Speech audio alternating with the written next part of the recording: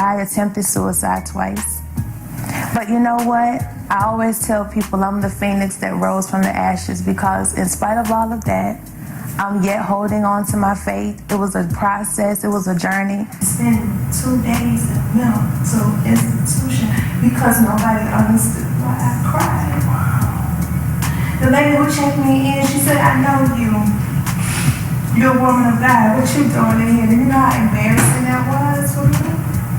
She began to quote scriptures to me, and I stopped her. I said, I don't need you to quote scriptures to me because I can quote them to you backwards. I know the Bible.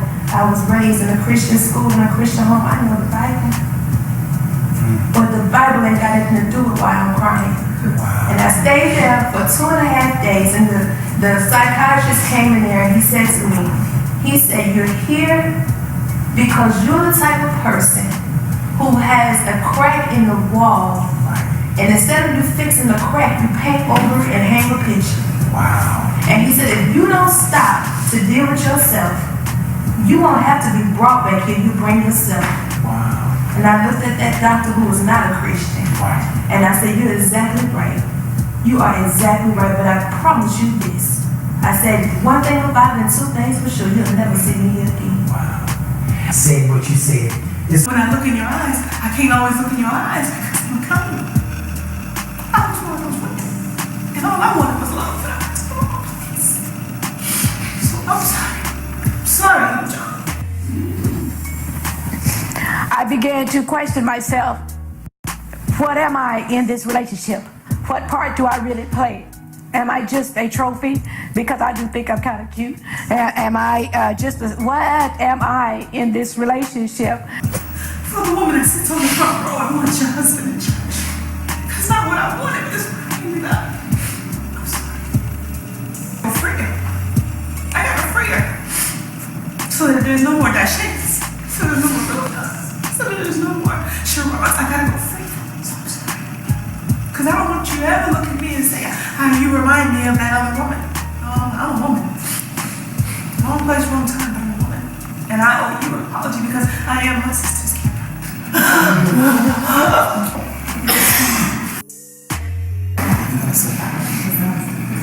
That's a nation of women that's waiting on you.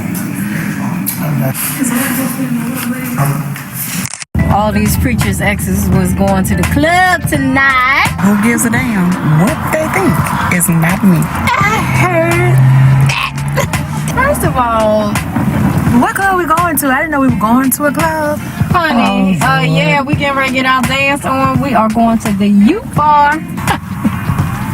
I got delivered from people a long time ago. Sharon, you drinking tonight? Girl, you know I'm drinking. What you? I had me a margarita. Well, I'm not much of a clubber, but I'm going to the club, and that's just the bottom line. I'm gonna get me either some Hennessy or some Pinnacle Colada Cherry Whip Vodka. Is that one drink? Do we have to go to this club? Is something wrong? What's the deal? It's just a place that holds bad memories for me. When my marriage started falling apart, that was where I used to go twice a week. Actually, that was the first place I ever had a drink in my life, and that was October 5th, 2008. As a result of my first drink, which was an apple martini, I got addicted to them. And I just haven't been back there since 2008? Wow. Yeah. Well, yeah, it's 14 now. So, sorry for your deliverance, because we don't. I think I'm gonna swing out and ride me some bulls tonight. I never, ever wanted to be a pastor's wife. Never. But I did it. One drink because I had never had alcohol prior to that night, and then it went from that one night to twice a week, like I said, and it was just very hard to break that addiction. To the club.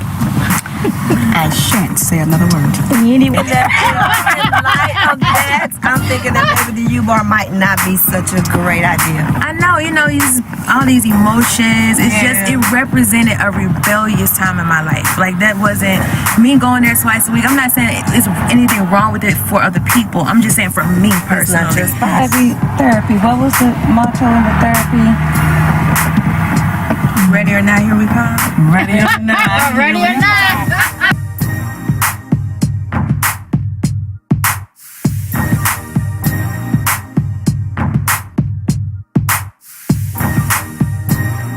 Tashan, you staying? You want me to, you gonna be okay? I'm gonna be fine. You want me to stay? You sure? I will. I'm good, girl. That's right. Freaking get to living.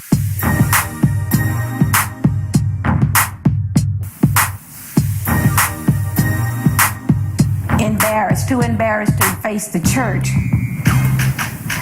I was doing pretty good. He wanted to become a pastor. I never, ever, ever wanted to be a pastor's wife. Never. But I did it. And when I tell you I did it, I was the best first lady. Oh yeah, I was. Every position in the church that could be held, I did it. And for 16 years, I was the first lady. The vast differences that we have. Although I'm not the first lady of the church anymore, there are still parts of me that still maintain the integrity of the role. At least I try to anyway. And when I got here, I realized that some of us are just a little more animated than others. I am a very quiet and reserved individual. And then I ran into some women who just have no chill at all. I know they talk about Jesus keep us near the cross. At least I tried to anyway. And when I got here, I realized that some of us are just a little more animated than others. I am a very quiet and reserved individual. And then I ran into some women who just have no chill at all. Tashan, I like her, but she thinks she's Miss Fabulous Twirl. But today she did come off of her game a little bit, Miss Holy Sanctified. She said, shit, that's big for her.